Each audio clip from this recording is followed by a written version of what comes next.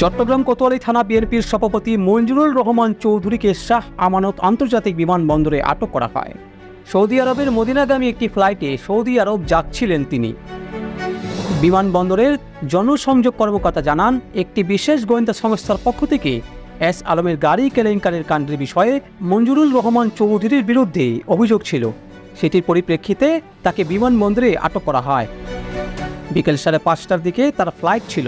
ফ্লাইটে উঠেও পড়েন তিনি। পরে তাকে ফ্লাইট থেকে নামিয়ে দেওয়া হয়। জানা গেছে, বুধবার রাতে এই নেতা নগরের জামাল খানের যে বাড়িতে থাকেন সেই বাড়ির পার্কিং থেকে এস আলমের বিলাসবহুল একটি গাড়ি জব্দ করা হয়। রাত 10টার দিকে জামাল খানের সানমার বিল্ডিং থেকে গাড়িটি জব্দ করা হয়। গাড়িটি এস আলম গ্রুপের সহযোগী প্রতিষ্ঠান সোনালী লজিস্টিকের নামে নিবন্ধিত বলে নিশ্চিত হয়ে গেছে। সূত্র জানিয়েছে, ওই ভবনে এস আলমের আরও 2টি গাড়ি ছিল। অভিযানের বিষয়ে আঁচ করতে পেরে গাড়িগুলো দ্রুত সরিয়ে ফেলা হয়। এই ঘটনার জেরে বৃহস্পতিবার বিকেলে সৌদি আরবের মদিনাগামী একটি ফ্লাইট থেকে মঞ্জুরুর রহমান চৌধুরীকে নামিয়ে আনা হয়।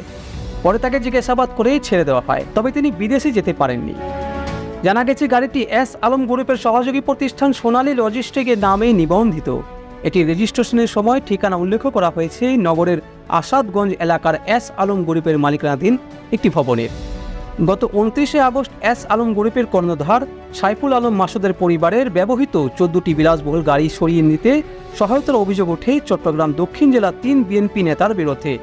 পরে 3 জনের পদ স্থগিত করে বিএনপি বিলুপ্ত ঘোষণা করা হয় চট্টগ্রাম দক্ষিণ জেলা বিএনপির কমিটিও।